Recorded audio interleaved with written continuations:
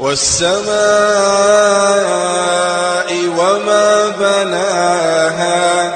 والأرض وما طحاها ونفس وما سواها فألهمها فجورها وتقواها قد أفلح من زكاها وقد خاب من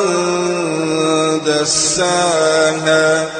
كذبت ثمود بطغواها إذ انبعث أشقاها فقال لهم رسول الله ناقة الله وسقياها